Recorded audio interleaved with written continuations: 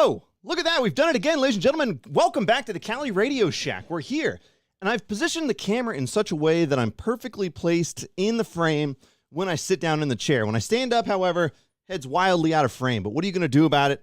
Nothing. Nothing good is going to come of that. Look, ladies and gentlemen, thanks for jumping in on this Saturday night. We've got a ton of stuff to cover, all right? An absolute ton of stuff. I've got a ton of stuff that came in the mail that I wanted to unbox and show you guys what's coming in, what's going on. There's going to be upgrades to the bike. There's all kinds of stuff. But what's going on with you guys? It's Saturday night, and you guys are looking good as ever. Not that I can see you, but I can see that you're here in chat, and that's what matters. Venture Apparel Company is here. Mesha, Trail Mesh is in here. Spokesman is in here with you're laid up with COVID. That's not good. Everybody's getting it now. We spent 2 years avoiding it, and now everyone is getting it. It's crazy, absolutely crazy. Unprofessional Kyle, as always, good to see you, buddy, working on his backyard probably as we speak. Will's in here, AZMTB. Wow, we're here. We're doing it again. Look, we got a ton of stuff going on, and I figured it's been a while since we did the last live stream. We've had some events come up that I wanted to talk about. Look, we went out to Prescott, and I ran my first ever XC race. I want to talk a little bit about that. There's so much. There's so much going on these days. You know what I mean? That's what we're here to do. We're live from the CaliRADIO Shack on this Saturday to hang out with you guys. So maybe we just jump right in, huh? We just jump right in? That's what we're going to do. All right. So look, here's the deal. I got a ton of stuff that came in the mail. We're going to jump into that in a second. But what I do want to talk about is the experience that Jay and Jay may jump in at some point, but what happened today is they had the Enduro, the California, not the California Enduro, it happened in Auburn. God, I don't even know the name of the Enduro race, but they had their race out there in Auburn today, so hopefully everybody did well. Congratulations to everybody that probably medaled. I didn't. I'm not in that kind of physical fitness. But here's what I was thinking about. When it comes to races, I think any Enduro race that happens in this area sells out almost immediately. Like, it's impossible to get tickets. I always see people in the mountain bike groups jumping in saying, like, hey, I got one ticket for sale. Boom, they sell instantly. Like, that's pretty interesting to me because the amount of races that takes place, I don't know how many there are, but they seem to all just completely sell out. So it seems to me like if you want to get involved in something, maybe organizing mountain bike races is a great idea. There seems to be a huge demand. I know Jay races in them. I know some of the guys from MTB NorCal do, but those Enduro races are crazy. And speaking of races, the XC race that I did, I'm going to talk a little bit about how that came about and then what the experience was like. Because I've never actually run any race for pure physical fitness before, at least in this way, right? So before, I think the only race that we've ever done has been the Mare Island Pedal Fest, which to me is pure hijinks. If you guys remember the past live streams, we were talking about the Mare Island Pedal Fest. It's pure hijinks. Like, the idea behind it is that you just get 4 people on a team sharing one bike, racing through Mare Island, just hauling around, having a blast, running through chains, running upstairs. It's pure silliness.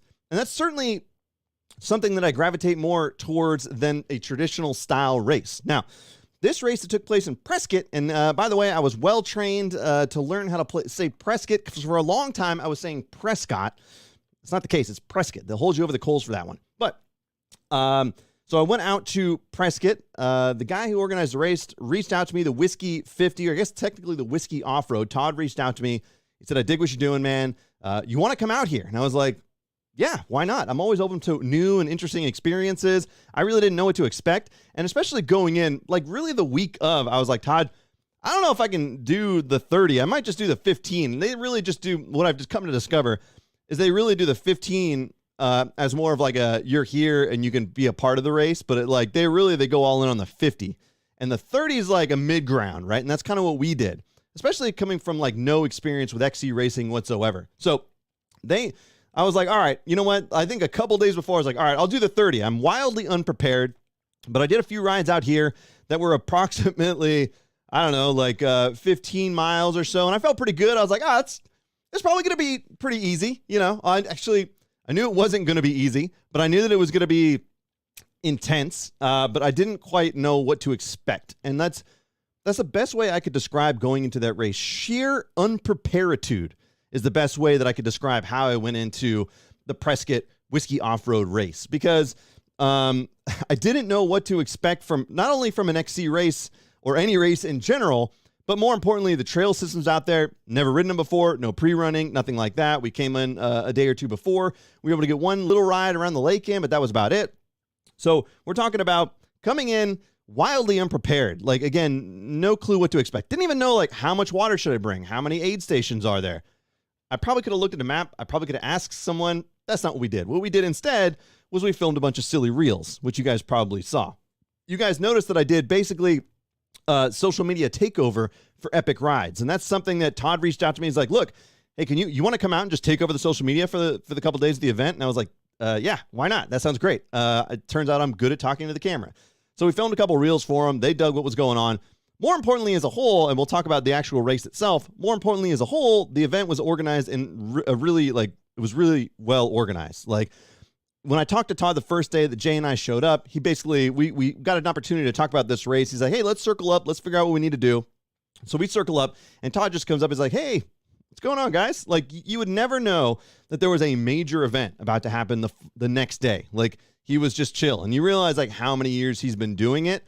It makes a lot of sense. So when you go into the event, you talk to somebody like that, and you realize, like, this guy's a professional, right? Their team is a professional. They've been doing this forever.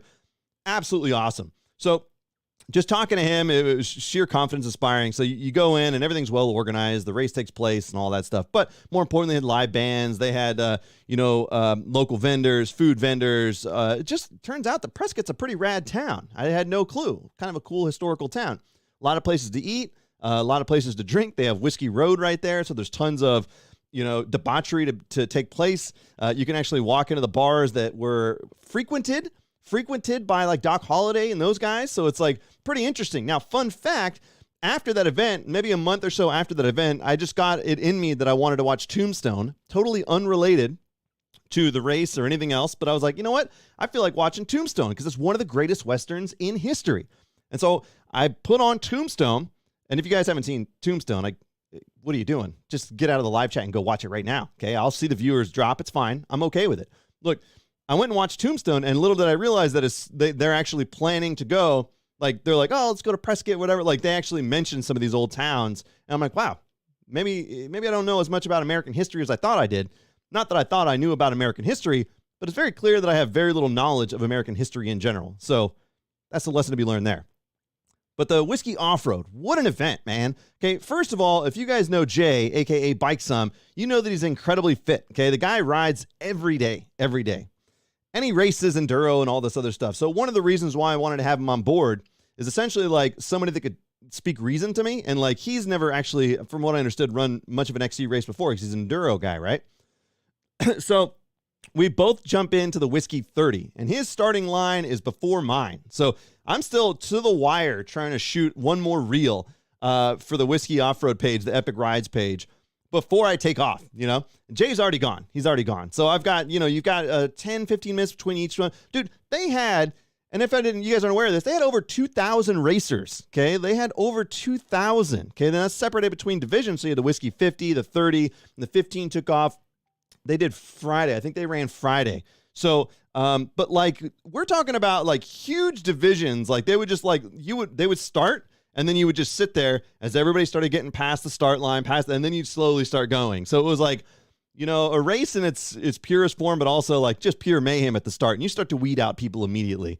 Now, it's funny because you guys are fairly well aware that I'm a talker. And so I think it's evident by now. So as we get off the start line, my immediate thought is like, one, put on a good show on the way out, impress the people. Okay. And then two, as we start making the climb, which is just about 1,000 feet or something up, you just go climbing right out the gate for miles and miles.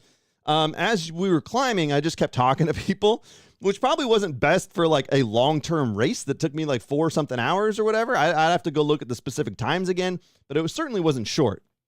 And so as we start to climb, I'm just talking with people, and you could tell they just want to get the hell out of there as soon as possible. But unfortunately for them, I was as fit as they were, so they had to stay with me.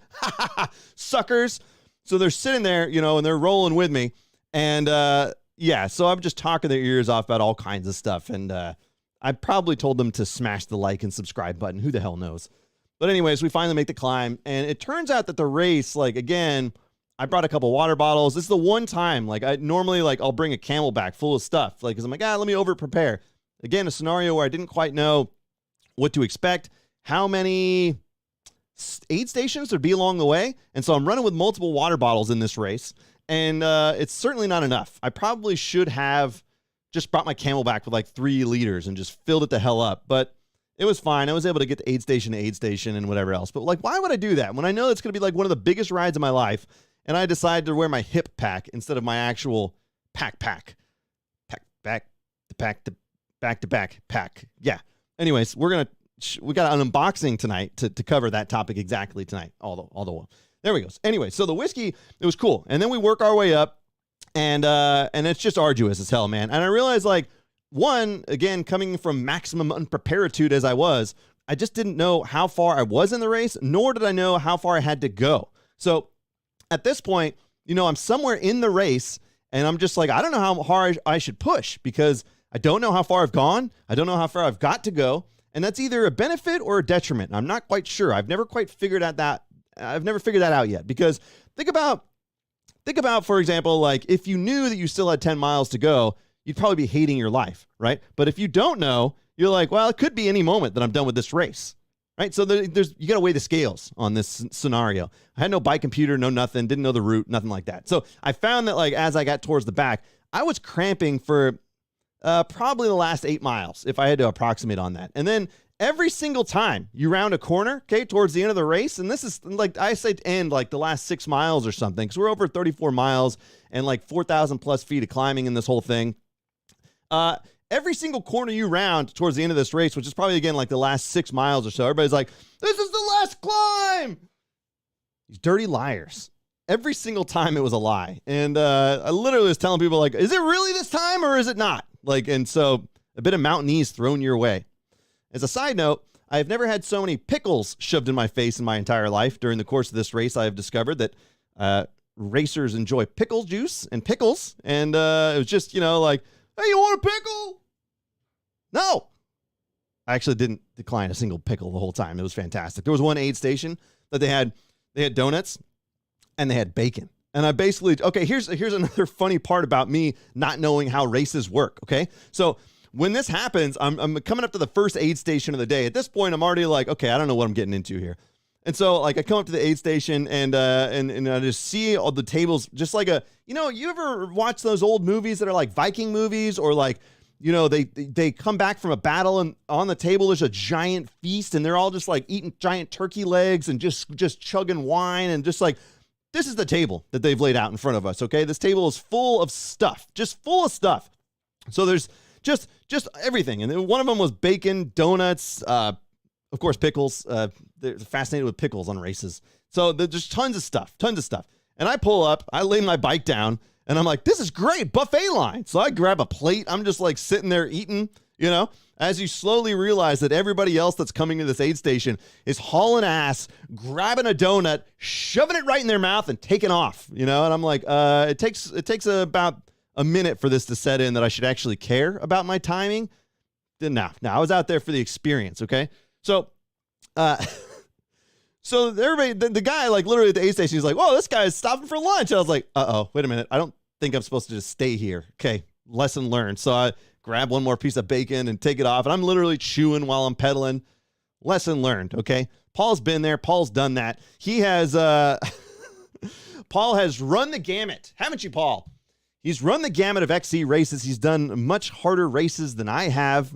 The BC POV. He said basically the course of those races is like doing what I did. So 34 plus miles, 4,000 something feet every day for like 5 days. Is it 5 days, Paul? Good God, man. That's a lot. I can't even imagine. So a lot of lessons learned on this XC race. Okay. Now, you guys are just jumping in. It's already been 20 minutes and I'm still just talking about Prescott, but don't worry. We're going to get to the point. Okay. We're talking about my XC race. I'm basically like a professional racer now. And if you guys want to argue with me, you don't know what you're talking about. Okay. You don't know what you're talking about.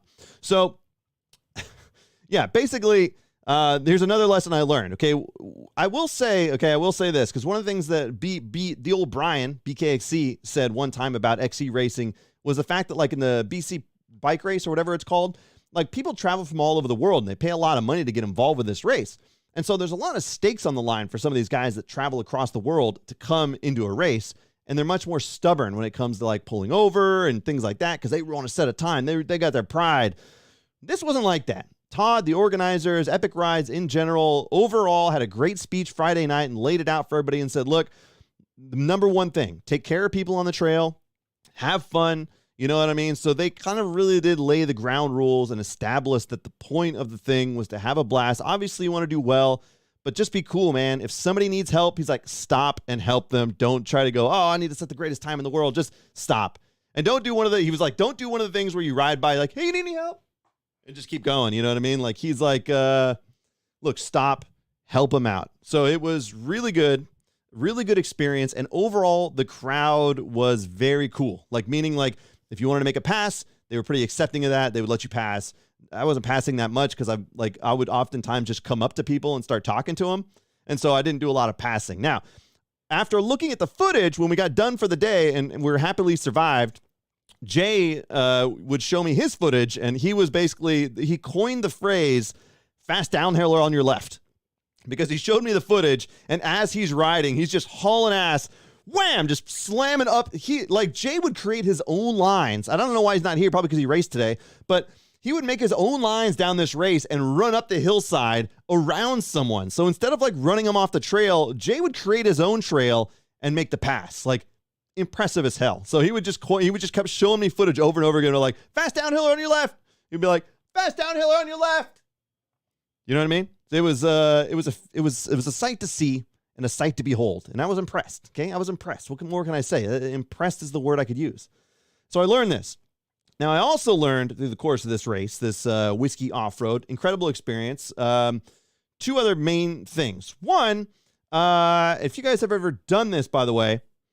If you guys ever done this, an XC race, XC racers in general, at least in the class that I was at, which was probably not great because I weeded it out because I was slow. Anyways, they were really good riders. They're really physically fit.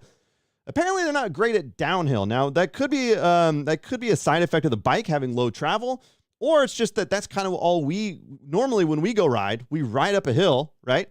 We ascend, and then the reward is the downhill. So we're really stoked to do the downhill. Where when they traditionally ride, it seems to me like it's a long haul. So you're counting on physical fitness to get through it all and all that. So I did find that, you know, when I came across somebody, as soon as we turned into the downhill sections, I mean, even if they had a resounding lead, I'd be like on them within, 10 seconds or less, like instantly. And it was just like ready to go. Now I'm running my SB55. I'm overbiked on this race, right, in general. But that's one thing we discovered in that race. And again, it wasn't even a bad thing. It was just like, it's so different, right? But it was like, I was happy to wait for people. It was no big deal. But it was just one thing that I noticed, because normally you'd see like, we would just haul down as fast as possible. But that's not what we did. Hey, look at that. Who's that? Is that Paul in the background? Wow. I just got YouTube auto rolling back there, and it turns out Paul's live stream's on. So it's good to know that we're going to have Paul's live stream just broadcasting the whole time, Paul. You're welcome. Look at this. I've made a horrible mistake. Horrible mistake. Yeah. Did you guys bring your popcorn tonight? Made this fresh today on a ride. Not as salty. Believe it or not. Not as salty. It's good. It's very good. It's very good.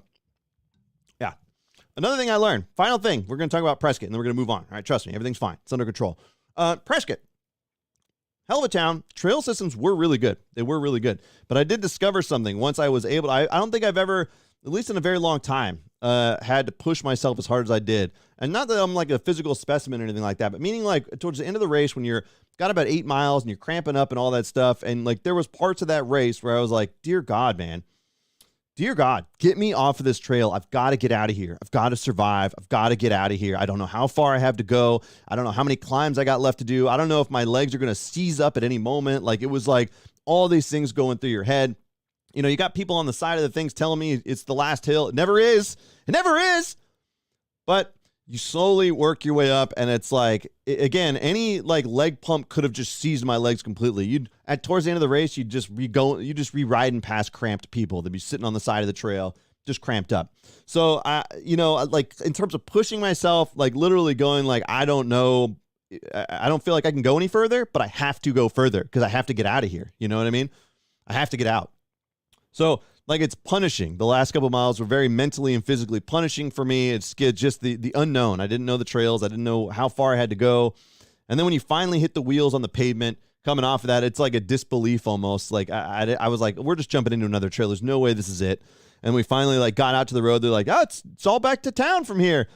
And like this like overwhelming wave of not only relief, but like almost like an emotional wave of like, man, I just went through it. You know what I mean? Like it was a different experience that on a normal ride, I don't get that. So it took me a minute because once I got back into town and settled down and relaxed a minute and then started walking around the festival and talking to people and all this stuff, I started to think, like, reflect more on the day and what I experienced. And I think it was weird because, again, it was like punishing. And at the time, I'm like, no, I can't do this. I got to get out. No. I don't want to do this, you know, at the very end of it.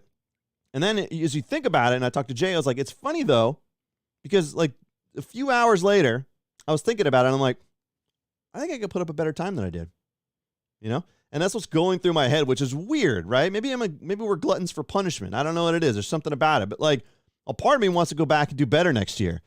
What the hell is wrong with me? At the time, I was like, I got to get out of here. I don't know. I can never do this again. Why would I ever want to do this again? And then, like, as I think about it, I'm like, man, I kind of want to tackle it again. Maybe that's it. Maybe that's the drive. I don't know. Like, if you guys experienced that on a race, have you done that on a ride? Like, where it's just sheer punishment and you don't know if physically you're going to handle it.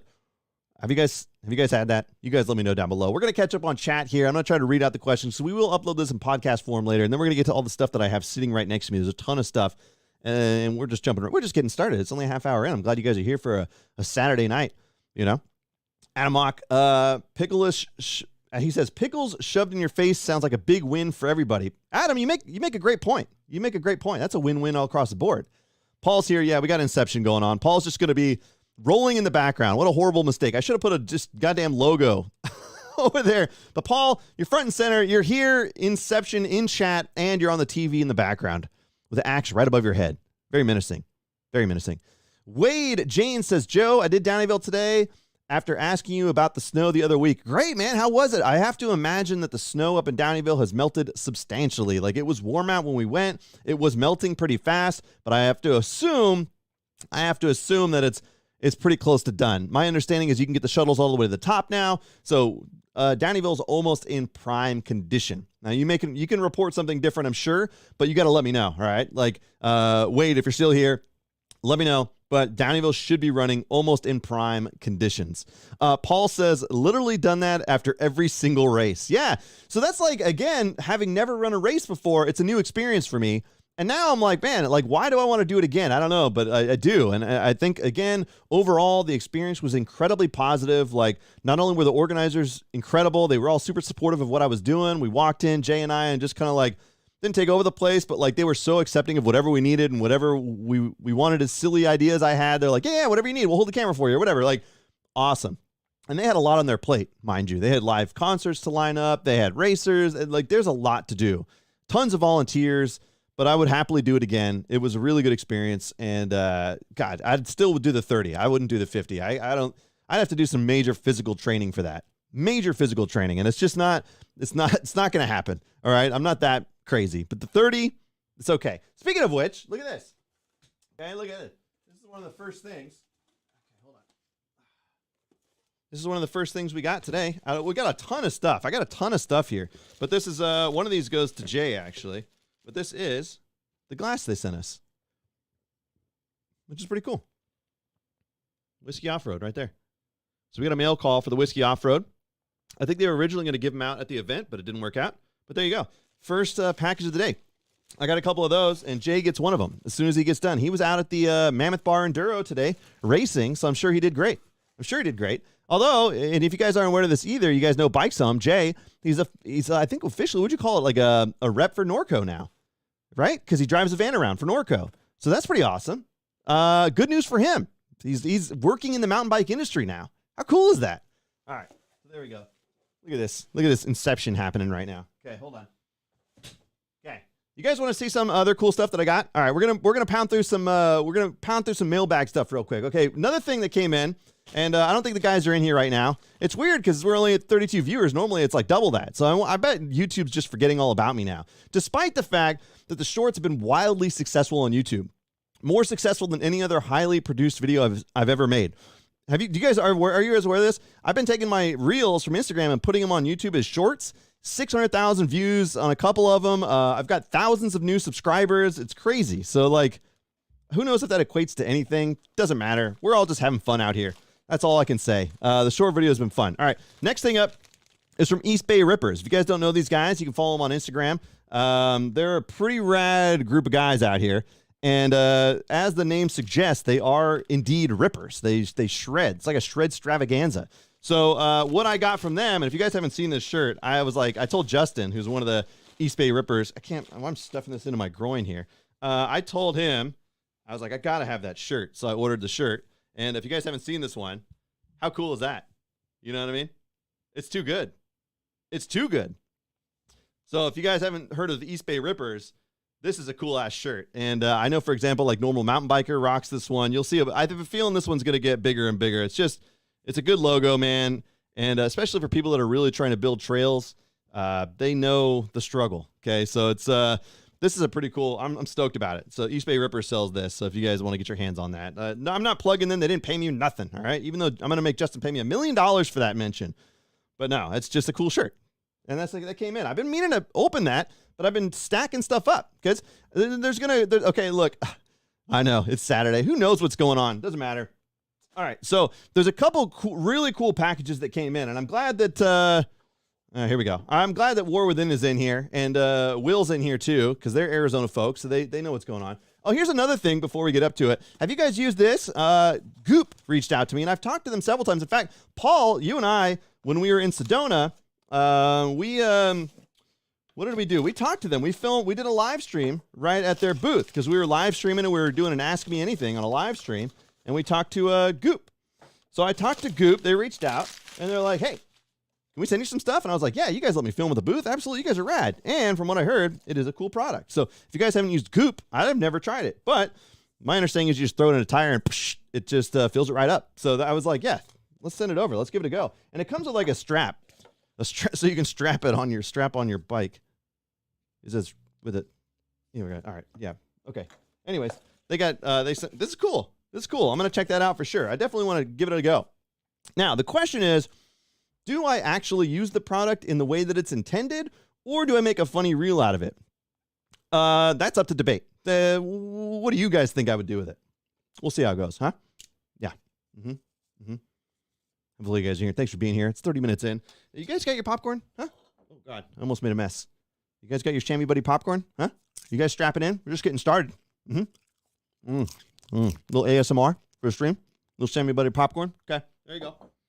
As a side note, the Chamois Buddy popcorn reel was funny as hell. I've been playing that for a while, but it was cool because the chamois butter company reached out to me immediately. They're like, incredible. I didn't realize how small of a company they were, which was pretty rad. And it was family run and all that stuff. It's like those little behind the scenes stories that sometimes Instagram chats, like you start finding out, and it's like you start to learn who all the people in the industry, and it's meet them and talk to them. And you're like, wow, I had no clue. That's so cool. I love hearing stories like that. So I'm glad I could make a really, mildly offensive reel for them. It was dirty, wasn't it? It was kind of gross. Coastside MTB, thank you, sir, for the $1.99 donation. I appreciate you, buddy. Thank you for being here tonight on this Saturday night. We're just here hanging out. We're talking mountain bikes, and believe it or not, like normally, you know, I get on all kinds of tangents, but tonight, we're gonna really talk a lot about mountain bike stuff. Believe it or can you guys believe it? All right, you can't believe it. I can believe it. We're gonna talk a lot about mountain bike stuff. A couple other things too. Trust me, there's a lot of cool stuff going on. Goop is great. Works wonders, says Ian. Key is to totally deflate your tires without any pressure left before using it. So basically, because it puts pressure into the tire at the same time as it puts the sealant in, right? So that is a good tip. Yeah, and that's the CO2 and sealant in one. So again, very curious to try that because that, you know, it's a slightly larger bottle, which is why they include the strap for the frame. So I'd be curious to see, but I remember Crashing Dad was rocking it in Sedona, and I don't know if he had to use it, but I'm stoked. I like playing around with stuff. Why not? Again, it could just also result in a very silly reel. It's entirely possible. Okay. What else we got? Stand by. Okay, there's some big stuff because I went on a big rant on the last live stream. If you guys aren't aware of this, but there's one more thing I want to cover that I think is really cool, and this is also kind of a local company to us, and I thought this was interesting. And so, like, normally, again, I'm not like, I don't try to take free stuff. Like, that's not really what I need to do, right? But this one makes sense for a couple reasons, all right? And I'm going to let's unveil this because not only is it kind of a local company, but something I haven't seen. And remember when I told you about how when I was at the Prescott, the Whiskey Off-Road, and I was running that race, basically I didn't wear my big old Camelback that has a 3-liter storage. Here's the truth. I think what happened is I totally screwed that thing up because I poured coffee into it for one of my reels, the mountain bikers at work, and it's leaking. So when I fill it up all the way with water, my back gets soaked. So perfect timing that this company reached out to me. It's a company called MXXY. And I don't know if you guys have heard of this company, but let me bring this out. Okay, hold on, stand by. Let me just, I got to stand up for this one because this is a bigger package. They got a big package. Okay, so, oh God. Okay, check this out. All right, so they sent me, I got this today, so it's actually perfect timing because I was planning on doing some like unboxing stuff today. All right, here we go. We're camera on. All right, so check this out. Check it out. Have you guys heard of this company? I never heard of them, but I did the research, okay? Once I heard out, I haven't tested it yet, but I did the research, and I found out about this. So here, oh my God. So here's what's going on, all right? They sent me this pack, and if you guys haven't heard of this, pretty cool. One, cool hat, all right? Get the hat, sweet, sweet, sweet. I'm gonna throw it over here. This is the important one right here, okay? This is the important one right here. Oh my God. Oh, there's some cool, they got a ton of stuff in here. Look at that. Okay, check it out, check it out, check it out. All right, so MXYY. So we talk about a hydration pack. Like, how much cooler does this look than your standard Camelback? Like, this is slick. So I thought that was pretty cool, and I like the fact that they're based somewhere out of Marin. Oh, they got a towel too. Sweet. But this is the big dog right here, okay? So check it out. Based out of Marin, so I haven't got my hands on this yet. I haven't even opened it yet. But what's exciting to me about this product, okay? Stand by. You guys want to see what really interested me about this? And they told me about this. I was like, only under one condition will I take it. And it was this. Check this thing out. Okay, check it out. This thing has a dual chamber system. Okay? Okay? That's pretty cool. Now, that means what for, I guess the intended thing is you could take one chamber and put your your like electrolytes or whatever, your performance stuff in one chamber. Then the other one could be filled with your water, right? Then there should be, according to my research, where is it? Oh man, there's a, oh, it's right here. So this thing right here actually switches, okay, hold on, stand by. This switches your ratio. So say you want like 25% versus 75% or whatever else, okay? So that's like a really interesting piece of tech that I hadn't heard of, and it's perfect timing because my Camelback totally screwed up. And so I got a hold of this thing from MXXY.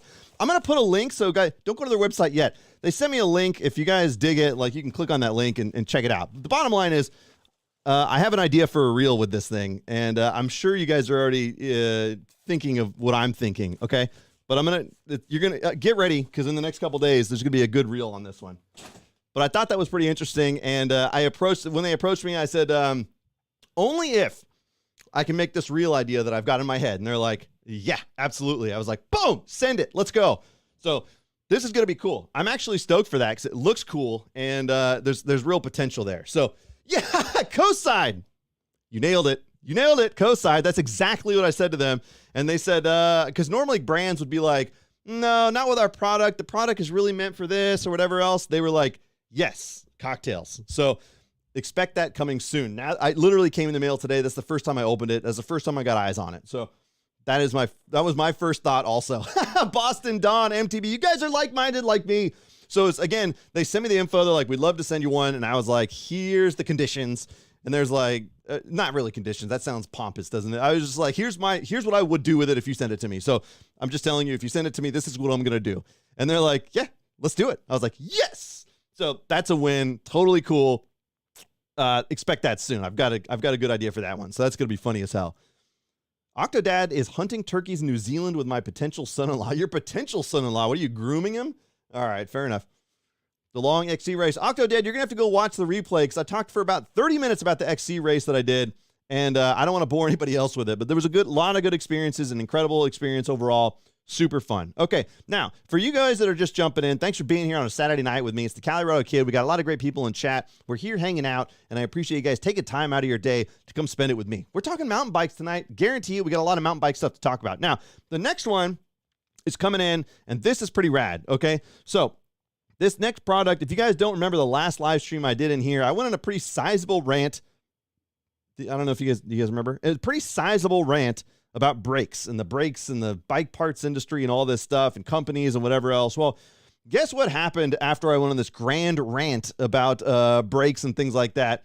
The one and only War Within, Henry, reached out to me. He's from Spartan Rides out in Arizona. Literally the moments after the live stream took place, he reached out to me. He said, "What do you need, man? Tell me what you want. I'll get it. Don't worry." And so, like, I was like, dude, amazing. That saves me so much time trying to hunt down people and reps for companies and trying to get it and pay them and all this stuff. It's like, dude, he's like, "I'll track down the parts and we'll ship it to you. And you just send us the money." I'm like, boom, easy done, no problem.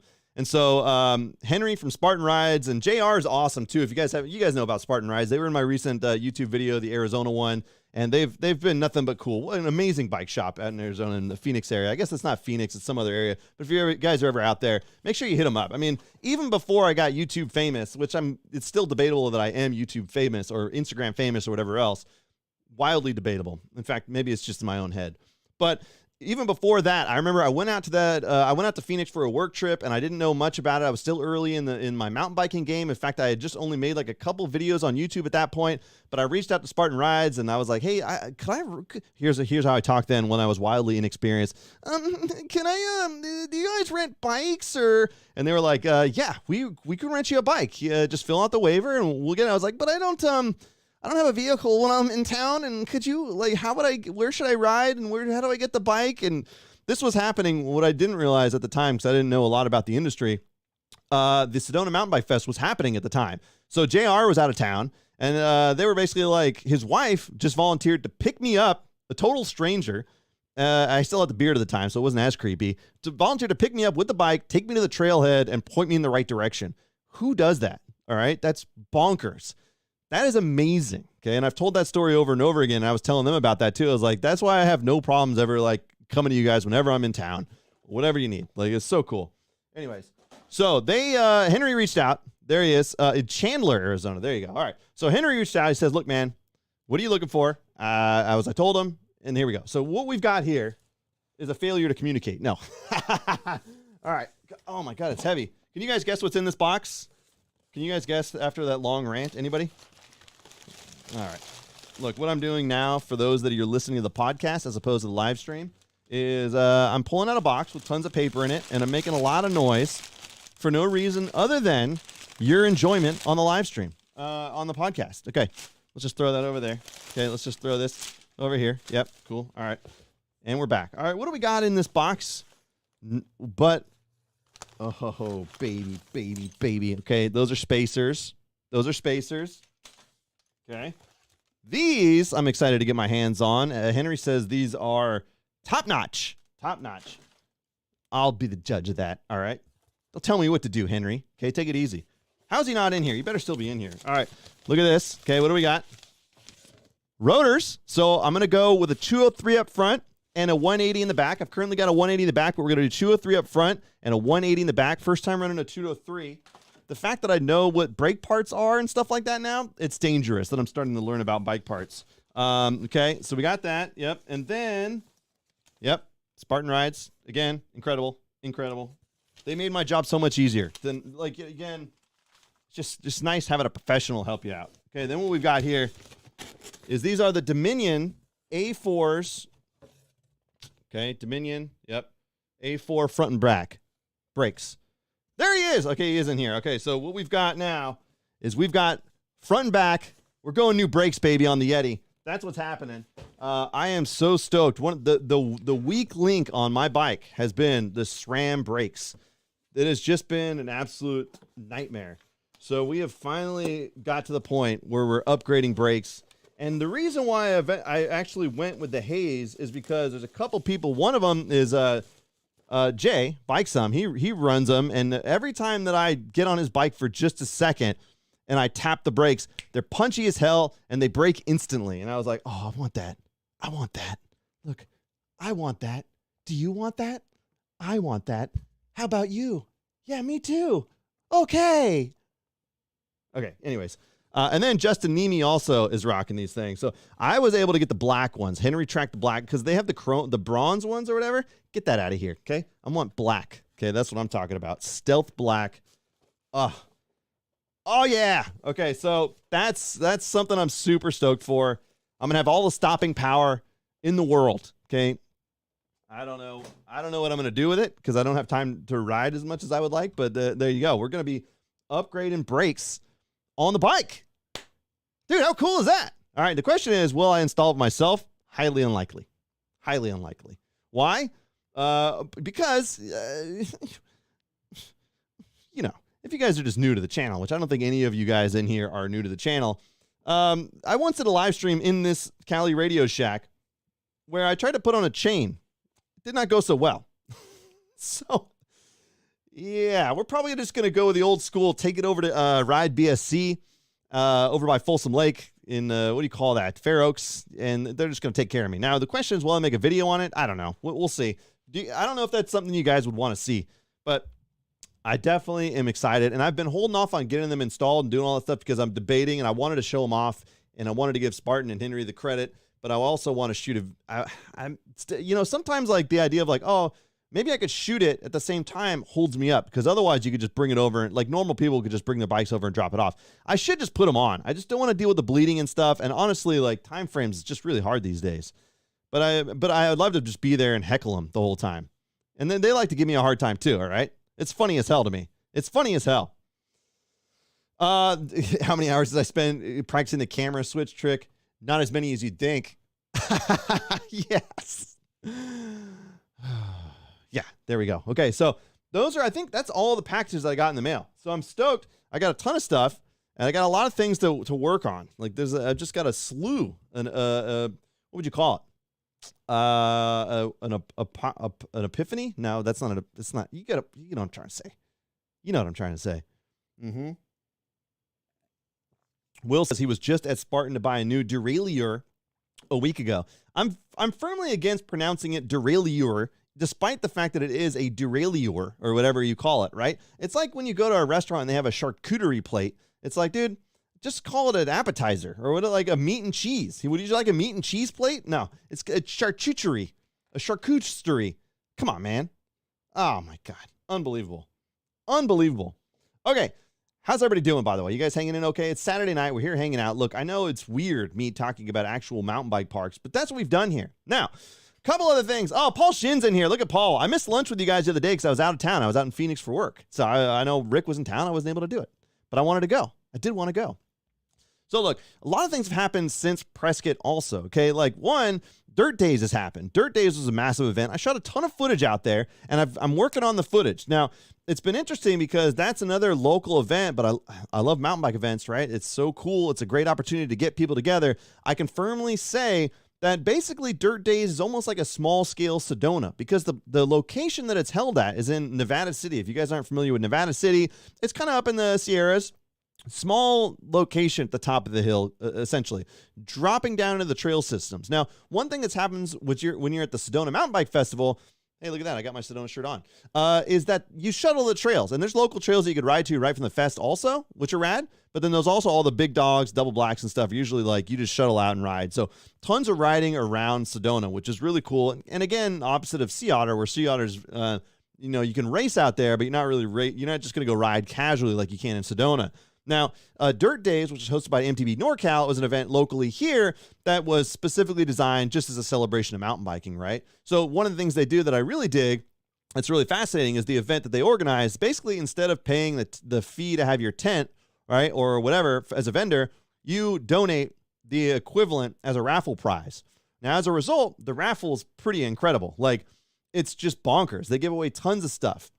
And so you get these incredible contributions through raffle tickets, and all that money goes towards the local trail organizations. Now, in addition to that, the beer sales, if you got donated beer from places like Crooked Lane, the money from that is going towards local trail organizations. Now, I don't know if I've talked to them in terms of final numbers. I don't know if they've done the tally, but last year they generated thousands for local trail organizations, and it's cool because it's quantifiable. Some of the trails that are being built in Nevada City as we speak were partially funded by that. And that's so cool because it's like it's a no-brainer for the mountain bike community. And like, I'd love to see more events like this. They don't have to be grand scale. They could be small. You could get a couple kegs donated and do whatever, right? But it could be smaller scale.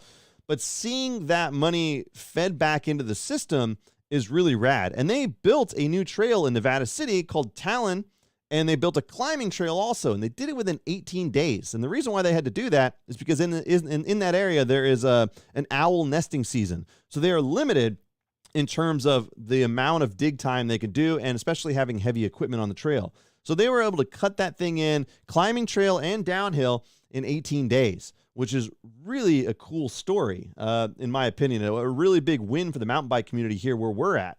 Because especially in California, Northern California, it's been tricky to really spread that love, really build trails, especially a dedicated downhill mountain bike trail.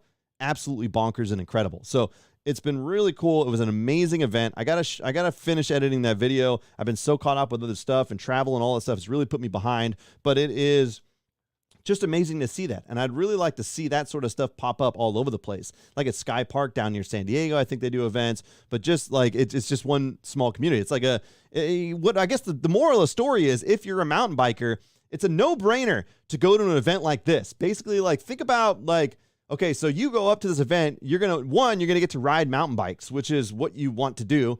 2, if you buy a beer, which you want to do, the money's going to go towards local trails. If you buy a raffle ticket and win something cool, which a ton of people did, it's going to go towards local trails. So you're basically just doing what you would normally do, but contributing to the local trails as a result. Like, I think that's like it's so cool, right? It's not like we're asking you to go out of your way to do something drastically different than your normal situation. It's basically like, hey, show up, do what you were going to do anyways, but you're going to be helping build the trails. It's like, oh, it's so cool. Because it's hard sometimes to get people locked down to 1, donating to trail orgs, or 2, volunteering their time. Because some people are really busy. That's not a problem, but I get it. But like donating their time to come and do trail days and things like that. So it was cool. It's like, look, if you're anywhere near here, come to this event. Like, it's a great opportunity to just help local trails. So I'm stoked on it. You know what I mean? I thought it was cool. And that's something that happened recently in Dirt Days. And I'd love to see, I wonder how possible that is in smaller towns. Do you guys have anything like this where you guys are at, where you've got these smaller scale events that are all mountain bike oriented? Because what I do see is I see tons of races, like enduro races and XC races and things like that, but not necessarily like celebrations of the mountain bike community. Like, hey, come hang out. Let's go ride together. Let's eat together. Let's like have a little live band or whatever. Doesn't have to be grand like Sedona where you have just huge amounts of vendors, because they were doing tons of bike demos and stuff too. I'm not saying what they did was easy, or it wasn't that small, right? I mean, they had like 5 to 7 bike vendors doing demos, maybe even more. I'm not good at counting. Math was never my specialtude. But yeah, it was really incredible. And anyways, I'd love to see more stuff like that. I don't know how common that is, because I live here. I don't live everywhere else, but I think it's cool, and I think we could use more of it. That's all I'm saying. That's all I'm saying. You know what I'm talking about? Yeah.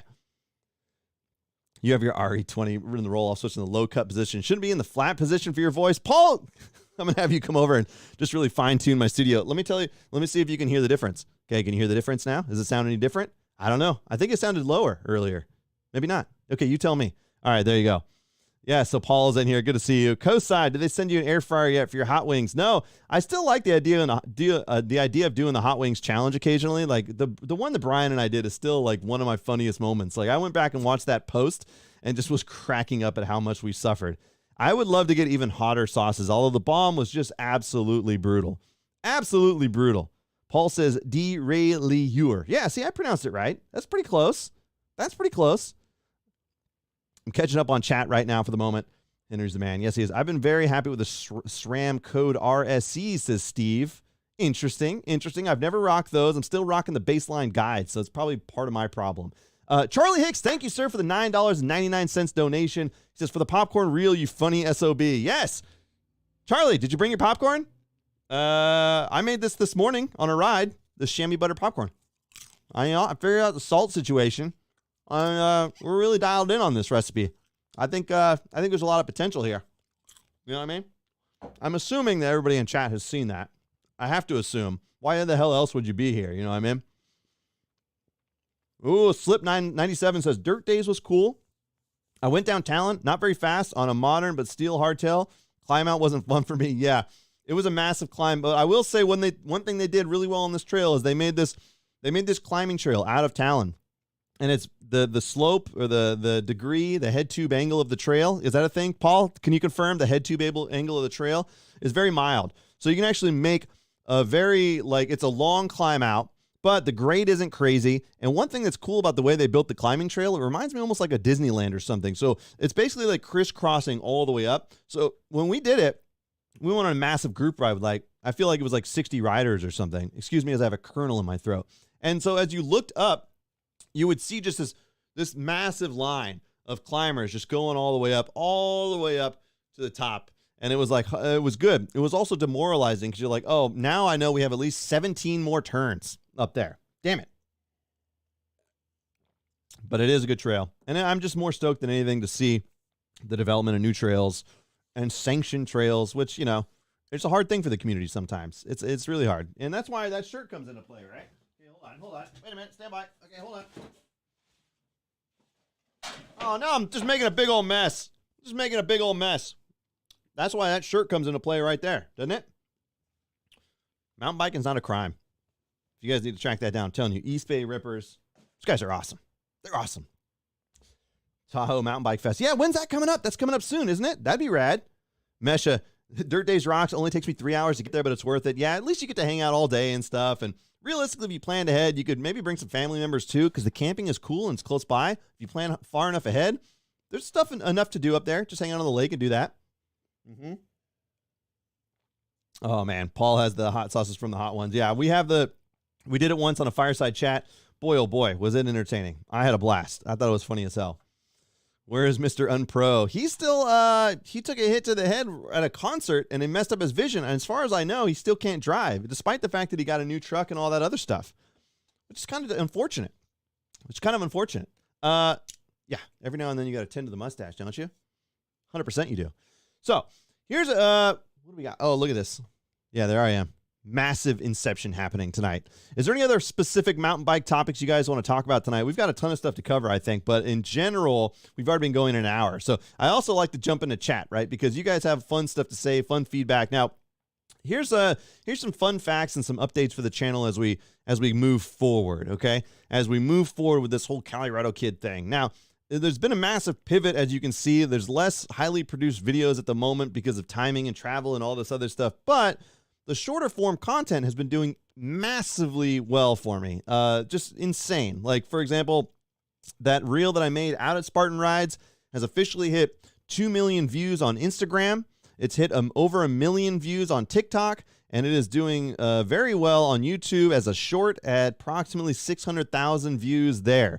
So those shorter form videos that are silly and I could tell a quick joke has been going really well. Like, in fact, to the point where the YouTube channel, probably last time we did a live stream, was at about 4,000 or so subs, and now we're well past 7,000.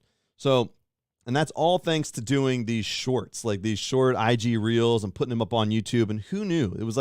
It's like the great experiment of 2022, seeing what happens. Now, as a side note to that, I went out and I shot that chamois butter popcorn video. I shot it on 2 cameras. I brought my really nice Sony out, which I'm using for this, and then I bought my cell phone, which I usually shoot all the reels and stuff for, right? And so it turned out to be like a 4-hour shoot for something that was less than a minute because it was stupid of me. I brought tripods and all. It was just a lot more work involved when you go and bring up all this camera gear. And so I brought all this stuff out to shoot the reel, and every shot was duplicated. Okay, I have it. It's even loaded onto my YouTube. I just didn't make it public because when it came time and I was thinking about how I'm going to pull this off, this chamois butter popcorn thing, I was like, all right, I got to make a thumbnail. And the thumbnail's got to be catchy enough and the title's got to be good enough that people are going to click on it. They're going to click on it. Okay. And it's got to be, I had an envision, the vision was the chamois with full overflowing with popcorn, like a movie theater, right? And then me just giving the Mr. Beast confused look, or something like that. And that was the idea. I went to go take the picture. It was overexposed. The shadows were wrong. I was like, oh my God, it's just awful. So I was like, all right, I'll do this later in a more controlled environment. And then as I got back, I had less and less will to go and make a thumbnail for that pure laziness, but also frustration that it takes me 4 to 5 hours to develop a thumbnail for a video that's nobody's going to click on. Like, it just like statistically speaking, it's like, oh my God. Like, so after like a day and a half of sitting on it, it exists, the YouTube version, which is almost similar. It's almost identical, right? But a couple more fancy shots and all that stuff. It exists. I just went ahead and uploaded the reel as a short. I have it on my phone and put it up there. And we're going to see how it's like a great experiment. Like, but the thing is, like, it's provable that all these things have been going bonkers and bringing in thousands of subscribers per video versus like the Sedona video that I made, the latest one. It brought in maybe 20 subscribers, okay, with 4,000 views, maybe 20 subscribers. That reel that I did, that when I got in my crash, which, by the way, you can see my arm's not fully healed yet, I loaded it up as a short on YouTube. It's brought in almost 1,200 subscribers. Who the hell knew you had to do less work to get more success? Idiots. I don't know. It's like, at this point, it's just an experiment in general. I'm learning all these things, and it's been interesting to me. And I know you guys hate it when I do YouTube talk, when we're talking about mountain bike stuff. Oftentimes people go like, can we talk about mountain bikes again? We talk about mountain bikes for an hour. You give me a break, all right? I got to rant about myself for a little bit, okay? That's what's happening. It's been really a fascinating experiment versus, like, again, like these very elaborate videos that you spend 30 plus hours editing and nobody clicks on them. And it's entirely my fault. I know that, but I'm not a graphics design guy. I've never liked it. I would stay up for hours designing a really crappy thumbnail, and it just drives me crazy. And I was like, the benefit of the shorts is like nobody has to click on anything. It just gets fed to you. If people are clicking on it and liking it, that's the same thing with Instagram and TikTok. The formula that is different there is that people don't have to click on your video. It just gets fed to them. And if it's good, people watch the whole thing and then they share it. And then what happens is more people see it without clicking on anything. You don't have to sell them on the video. Like, you know what I mean? Maybe a thumbnail comes into play, but it's debatable. You can look at some of my reels. The thumbnails aren't great and they do fantastic. So who knows? All right, this is my side. I'm just getting diverged right quick. Okay, we're just a slight tangent, everybody, but we're here. Okay, well, what I'm saying is it's been an interesting experiment more than anything, is because now I don't have to design something that someone has to click on. It's just given to them. And then they go, oh yeah, that's funny. I'm like, yeah, I know. That's what I've been trying to tell people the last 2 years with my videos. Now they're seeing it. Okay, millions and millions of views. Again, what it means, who the hell knows? I don't know anything. What can I say? But yeah. Yeah, I know. That's the thing. So what you miss out on is monetization, which is going to bring this all together. I'm glad you brought that up, Paul, okay, because this is what we're doing. I'm glad that you guys are here, because anybody that's in this chat has an appreciation for the channel and for what I'm doing, okay? So I'm going to give you guys some behind-the-scenes stuff, and we're going to talk about what's happening, okay? So with the shorts, you don't get money. Like, there's basically non-existent, okay? So any revenue that I was getting through videos which was, you know, some of them are okay. Like with 30,000 views and stuff, you can bring in 100. You guys, most of you YouTubers know, like, so you get a certain percentage, you'll get a little bit. But if a video does like 4,000 views, I'm getting like 20, 30 bucks maybe, right? So that's not a selling point to do this long form content unless you can really sell it. So what it boils down to is when you see massive success on social media platforms, we come to a tipping point where maybe it's a scenario now where I actually have to take into consideration that I can't just take something and I need to start charging companies or something like that to actually generate, to make up for the revenue. Because I don't do a Patreon or anything like that. I never have. And honestly, the truth of the matter is I've never taken this as a money-making opportunity, because that's my primary focus has always been pure entertainment. And unfortunately, it turns out that's what I'm good at and not making money at anything. So to this day, like me just making a funny reel is worth it. Like I like doing it. It's been funny. It's been successful, but now we have to take into consideration that at some point, if I'm going to take this seriously, I've got to start finding ways to generate revenue through this whole crazy thing, right? Because now what advantage is getting millions of views on reels and TikToks and all this stuff if you can't do something with that now, right? There's influence, there's people to talk to and all that stuff. All that's great, but at some point I've got to start coming up with a structure. And you guys know what I'm talking about? Can you guys relate? It's just like the wife's going to just punch me in the face if I keep doing this nonstop. Look, true story. I almost got in trouble on Mother's Day because I was filming that Mother's Day reel and I was editing it in Adobe Rush. Okay. So occasionally when I want to do like J cuts and stuff and I want to have the voice come in before the cut happens, and you guys are professionals, you know what that means. So basically, like, as I was editing this, it wasn't lining up, and Adobe Rush was just giving me a big old hassle. So I not only did I kick the wife out of the bedroom on Mother's Day so I could film it, but more importantly, when I did do that, I filmed it, I got it done, and then I spent way too long editing it. And she was going to go see her mom with our daughter, and I was going to go to Fairfield and see my mom with our son, and it was all planned out. And she's like, you got to leave. Like, you got to go do lunch, like, right now. I was like, hold on, I got one more cut I got one more cut. Oh, I almost got in trouble. But it turned out really funny. So there's that. But, like, there's only so many times I can put people through that and take up time out of my day and, like, do all this stuff. It's just pure hijinks, right? But the bottom line is I'm going to have to start taking it serious soon. Yeah, so you guys in chat, some of you guys may understand that, which is going to bring me to my next point. And it's actually a pretty cool announcement, and it's a perfect fit for the Calirado Kid channel. So we're going to talk about this tonight. I had an elaborate reveal for this, but it didn't work out timing-wise because I had poor planning on my end. I just didn't give them enough notice. But let me catch up on chat, and then we're gonna talk about what's going on. Okay, Joe looks sexy. Of course I do. Yeah, cue up Paul getting religious about thumbnails. 100%. Well, because Paul knows what he's doing. It's second nature to him. He understands it. Like, for whatever reason, there's not a part of my brain that, like, for whatever, I just, I hate making stuff like that. I don't know why I hate it so much. I just don't like making thumbnails. I don't like making graphics. I don't want to do it. Like, there's a reason why I pay a third-party service, like, for all my YouTube videos for the graphics. At one point I was like, I just don't have time. Okay, here's how it boils down. Like, so now my kids seem to go to bed later and later. They're going to bed at 9:30. That means I'm tucking them in. That means I get into the studio at like 9:30, 10 o'clock. And I have to be on my A game to edit from 10 to midnight. That's hard, man, after working all day. So it's like, the short form content has been very advantageous for my psyche because I can produce it, I can make it, I could do all this stuff, and it's still funny and all, but, like, you know, again, it's debatable. I don't know how that works out with the long-term YouTube game and all that, but, like, I'm still going to do live streams and long form stuff too. It's all in the works, but there's going to be, it's just been crazy lately. It's been crazy. That's all I'm saying.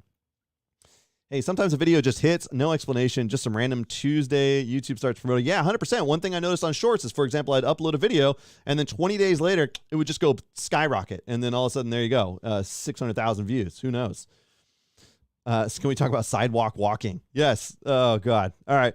We're loving your content. Thanks, SoCal MTV Adventure. He says, we're loving all your content, keeping us laughing. Thank you, man. It's been a fun experiment. There's no wrong answer. As far as I can tell, there's no wrong answer. As far as the bottom line is, as long as I put out what I want to put out, I'll keep rocking and rolling, and I'm having an absolute blast with it. Nothing to complain about. The short form content stuff doing really well has been cool because it's been fun playing around with a different way to be creative. And that's what this has always been about, is how do you maintain creativity with, like, pushing limits, like the live stream stuff. Who's over here doing multiple cameras? I know Paul's working on it for the golf channel, but who's over here, like, doing multiple cameras for no reason whatsoever? Like, this guy's out here just sitting out here. I'll go back out there at some point. By the way, I've got a secondary mic wired up. I could go walk out there any moment. It's neither here nor there. Just purely for the hell of it. Time for the switchblade comb. Yes, 100%. All about the art. I'm all about the art, says Spokesman. When was the last bike you bought, and when? It's the Yeti, the SB5. I've been rocking it since 2018. I don't have a new bike yet. Don't have a new bike. Okay. There we go. Yeah. So anyways, like, one of the, you can dance and you can sing. I can. I'm very good at dancing and singing. This is a true fact. So again, one of the things we talk about is the idea, the future of the channel and how it's all going to play out. Well, I've been talking with some people in the background. Okay. And this has come out to be like the perfect scenario for this channel. And I think you guys are going to dig this. Okay. And again, there was an elaborate reveal plan, but instead we're going to sit here and I'm going to tell you what's going on. Okay. So the bottom line is I had a call with some legends in the industry, and you guys are going to, as soon as you hear this, you're going to go, it's a perfect fit. It's a perfect fit for what's going on here. I had a call with the one and only Jeff Cayley and Jared from Worldwide Cyclery. Okay. We got on the phone. We had a video chat. I was immensely sweaty because I was stuck out in a garage and it was 100 degrees out, because I don't want to have a conversation about mountain bike business while I'm at work. So in my office, which the walls are paper thin.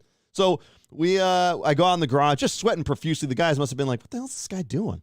Anyway, so we're out and we're talking and we're just having a blast. Like, it turns out that they dig what I'm doing. I've always been a fan of what they're doing. And it turns out, as you guys are well aware, they have a great sense of humor. The videos they make are funny as hell, and it fits right in with what I'm doing. So we have decided to mesh our talents. Okay, so there's going to be some worldwide cyclery / Calirado Kid projects happening in the future that I'm really stoked about. They've had nothing but great things to say about what I'm doing, and they're stoked on it, and so I'm super stoked to work with them. We are going to have an affiliate link set up. This is actually, we talked about the idea of generating revenue. This is going to be one way to help support the channel and some of the things that I'm doing. I don't have a Patreon or anything like that yet, so I don't think I have a plan to. It's I have plenty of ideas for what I could do for behind the scenes stuff, but right now, you know, if somebody buys something, they need bike parts or whatever else, and you guys go through Worldwide Cyclery, if you go through my link, it's going to help me out, and that's a great start to actually generate some usable revenue for some of the stuff versus just spending money on tons of gear all the time. It's a great start. So that's like a great way to get involved with them. And then more importantly, they're stoked to just be involved. So it's going to be a great resource because those guys are funny as hell. They've got access to anything I would need in the industry. And I feel like it's going to be an incredible partnership because they get it. They get what I'm doing. I get what they're doing. It's going to be rad. So I'd love to get down there and jump on their podcast one day. And I just got to make a trip down to SoCal and talk to them and just film all kinds of just crazy stuff. So it's been like in the works for a while. I haven't had a chance to announce it. I really wanted to do it tonight so that I could get affiliate links out and things like that. As people that are fans of the channel, there's no pressure on you guys, but the bottom line is I will be promoting it. And I think it's like, it's not shameless. It's just a way for me to actually generate some revenue for the channel. And again, those guys are awesome. It's like the perfect fit. Like, what, you know what I mean? So it's like, I don't know anything about competitive cyclists, but I've never seen a frontman for competitive cyclists like telling jokes and whatever else. Like, meanwhile, Jeff and those guys are out in front on the cameras doing funny stuff all the time. Oh man, it's going to be great. It's going to be great. So the bottom line is that's happening. Worldwide Cyclery and the Calirado Kid joining forces to create incredible content. Now, I'm waiting to convince them to let me start shooting some reels for their page and things like that. But, oh man, just imagine the world at my fingertips. Anything we need, okay, could be happening. So thanks everybody in chat for putting up with me. I'm stoked about that. And yeah, there you go. We got a ton of free stuff in here. Okay, what do we got? Okay, I'm gonna catch it up with chat. Could be the next PD. Yes. Social media platform. The door just swung open, which is going to totally screw up my acoustics, but that's fine. Yes, the Sedona Mountain Bike Fest shirt right here. One of my favorite places to go in the world. It is now an annual pilgrimage, the Sedona Mountain Bike Fest. Incredible event. I can't say enough great things about it. I am so stoked whenever I go out there. Yeah, it's in the YouTube world. It's called collab. Collab. You got to collab. Hey, have you collabed? Are you going to collab today? 100%. That's what we're going to be doing. There's going to be all kinds of hijinks, guys. So stay tuned. When I post again, no pressure for you guys. You guys do enough for the channel just hanging out with me and stuff. But, you know, if you're going to buy something through Worldwide Cyclery, you know, I'll throw up the affiliate link. Go through there. Boom. That'll help me out. That'll help me convince the wife that it makes a lot of sense. Not that she's ever given me a hard time for this, by the way. I just use it as an example. You have to imagine not my real wife, but like my wife with a towel on her head in the bathrobe. That's what you have to imagine when I say my wife. It's not my actual wife because she never gives me a hard time for this. She's always very cool about it. She gets it. She thinks it's funny. So not my real wife, my fake Instagram wife, which is me with a towel on my head with a mustache. That's what we're referring to here tonight, aren't we? So you have to think about that whenever I say wife. You know what I mean? Yes, Mesha approves. Spokesman says, great news, Joe. Thank you, man. I appreciate it. Again, because like, especially when they're doing the short form content, I got nothing coming in anymore. I don't have any. The YouTube videos used to bring a little bit in, but like now it's so that maybe this is a way to generate some side income while I formulate some longer form videos, right? So it's gonna be awesome. And again, I'm more excited about the content that we could make together more than anything. Like I said, this thing has never been about making money. I've realized it's always been about being an international superstar, and we're well on our way. It's so true. Yes, there we go. I am in for your. Here's okay. Can I give you guys a cue? While we talk about Patreon, I know, like again, it's not likely that I'm going to do this, but I had a couple great ideas for Patreon.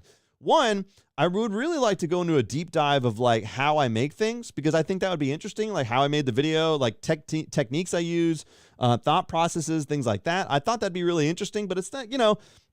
It probably isn't that entertaining for you guys. I could probably just talk about that in a live stream, like we'd filter out a lot. People would be like, I thought you were talking about mountain bikes. Yeah, I know. So it'd be like, say for example, I could deep dive into a video that I shot. Like I could bring it up, I could pause it, be like, here's what I was thinking here. Here's what I did here. Here's the angle that I got, all that stuff. Here's why, here's how I got the shot. These are things you could think about. Like I thought that'd be a fun way to kind of kind of just like behind the scenes director's cut style, for like a Patreon. That would be cool. Like dedicated podcast stuff could be done. Because a podcast, I keep meaning to just come in here for a half hour once a week and record something and just push it out to Podbean. But again, that won't do anything. It's not going to make me any money. It's not going to do, it's like just for fun. And so it's like, if I have the time, would I rather make a reel or do that? Like, I'm not sure how to spread the time out. You know what I mean? But the podcast stuff is easy as hell. I mean, you can see I've got the setup right here.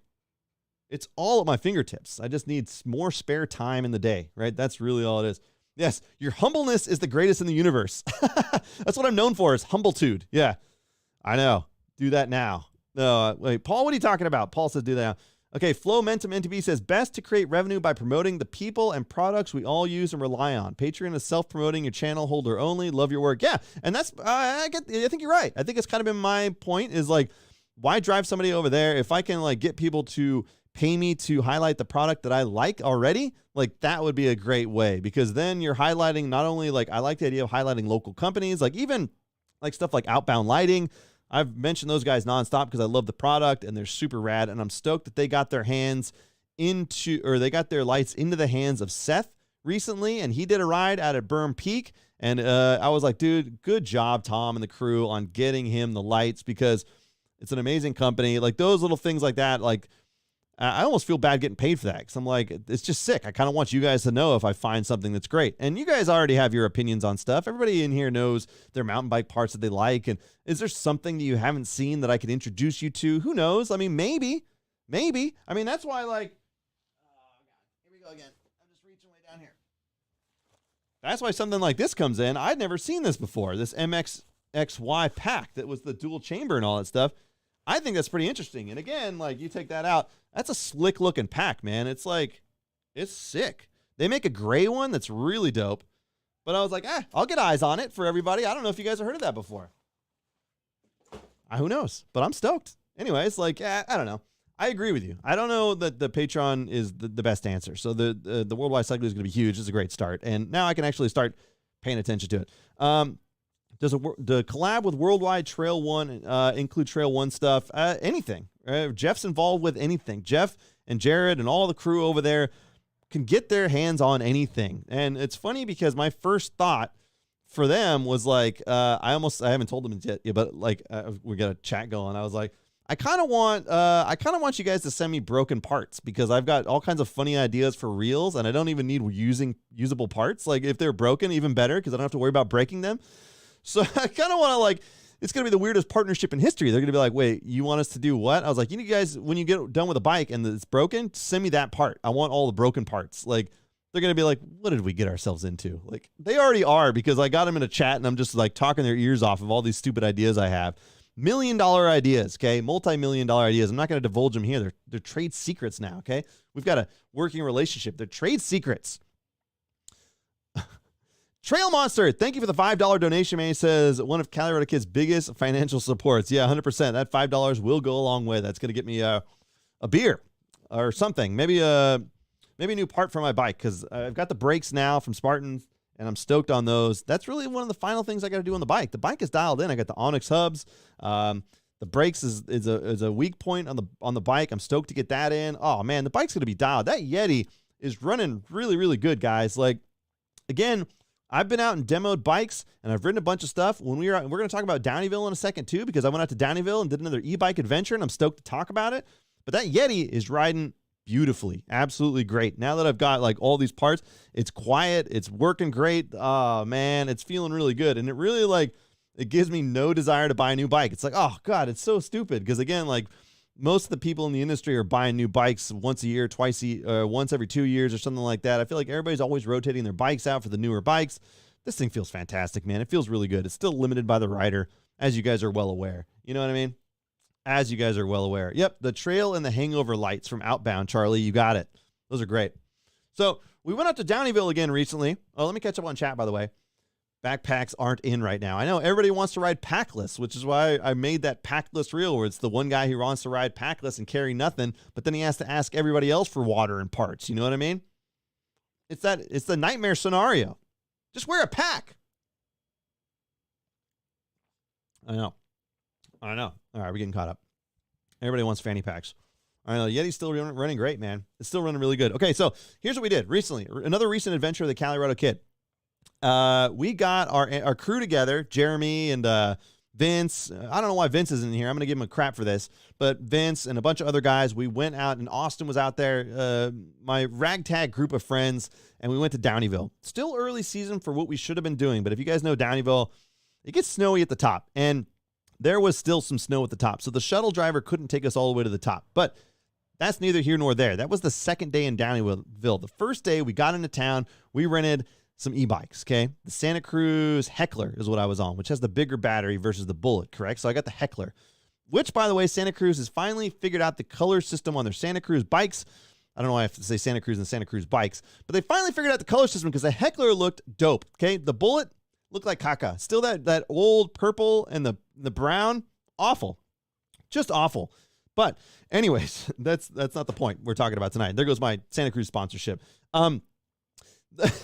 What I am trying to say here is we rented e-bikes from Downieville Outfitters, and we spent the weekend in Downieville, and it was so cool. One of the things that we did is we took the North Yuba Trail once again, and it proved to be just as adventurous as the first time we did it. It's basically like a backcountry ride where you're riding just up the mountain, and nobody's out there. You don't see another rider the whole time. And you just, it's not like the gnarliest trail in the world, but it's beautiful. You ride along the cliffside. It's just an insane ride, and it's exactly what I would want an e-bike for, because there's just massive climbing throughout the course of the day, and then the trail is just pretty wild. So we did that, and I made a video about it a couple years ago. I brought all my camera gear with the intention of making another Downieville video like that, and it just I realized the day of, I was like, I don't really want to carry all this stuff. It's just so I didn't do it. I was like, I was going to bring my camera and my drone and all this stuff. And with e-bikes, that would have made it easier. But man, oh man, I just wanted to go enjoy the ride. And that's really what we did. It was this great backcountry adventure. And then the bike felt great for that because the pedal assist and all that stuff. It was really fun. And we spent a weekend out there right when I got back from Phoenix for a work trip. Right after I filmed that reel in Spartan Rides, the bike shop one, which has got, again, absolutely crazy, 2 million views on Instagram, over 1 million on TikTok, and over 600,000 or so on YouTube. So that one's going really well. But we went out there and we did that. Now, here's the thing. The second day, we went out and did the traditional Downieville downhill, okay? We still were on the e-bikes at this time. Now, I've always ridden the traditional downhill with my bike. So when I went down the traditional Downieville downhill, which when we came up, you couldn't shuttle all the way to the top because there was still snow on the road. So you had to get off and work your way through some snowbanks. You guys hear those police sirens? The door's wide. Look at this. The door swung open. So light is just bleeding in. Sound is bleeding in. It's fine. So we took the e-bikes down the traditional Downieville downhill, and it was immediately apparent. Okay, once we got through the snow banks and we had to hike through the snow quite a bit and all this other stuff, we finally got to usable trail and we got onto it. I got to say, man, that bike felt clunky. It felt heavy. It felt not nimble. Like all those things that you would think people say about a 50-pound or whatever e-bike, like I felt it, man. And it didn't feel as fun as my bike, like not on the downhill, because the downhill is just so fun.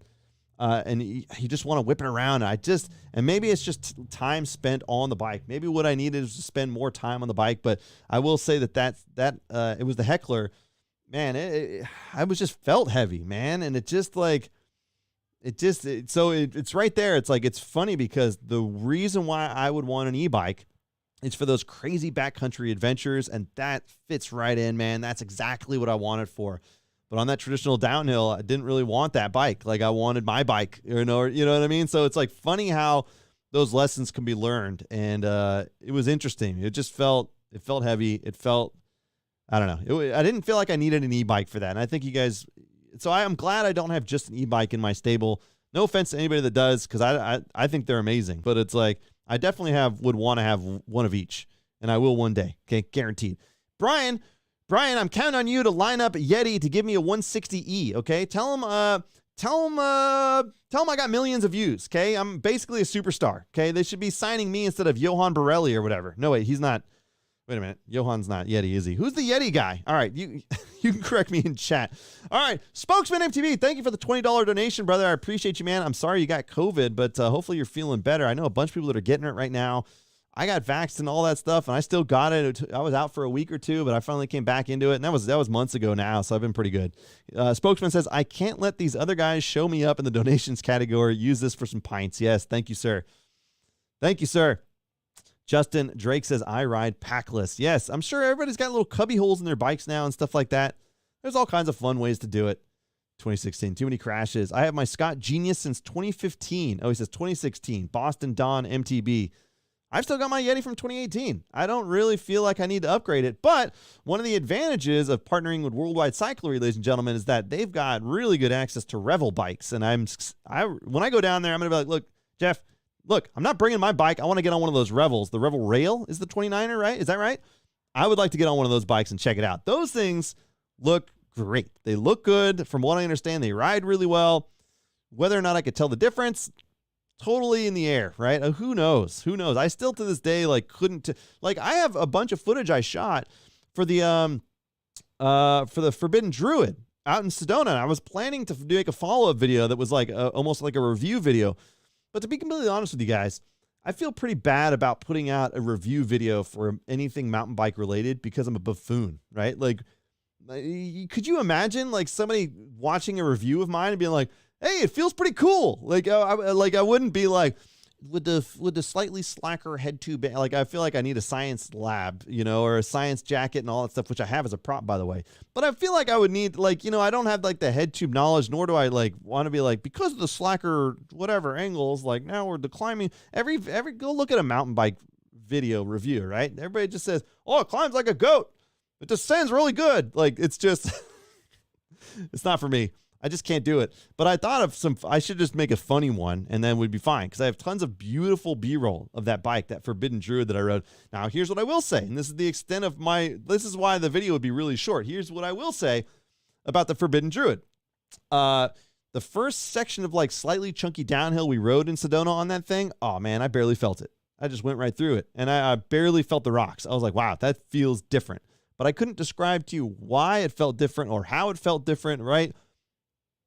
And again, it's just so unscientific that the traditional mountain bike review enthusiasts would just get the hell out of there as soon as possible, right? So unless I made it just pure hijinks, not a chance. I just can't. I just can't. Oh my God, you know what I mean? Yeah. And then I rode, what did I ride recently? Yeah, the Heckler. And the Heckler was great for backcountry stuff, but heavy on the downhill. That's a review enough, right? That's kind of a review. Yeah, Will says they all feel pretty heavy, and when he's referring to e-bikes, says they all feel pretty heavy. I'm kind of interested in one, so I know it'll be something I have to get used to.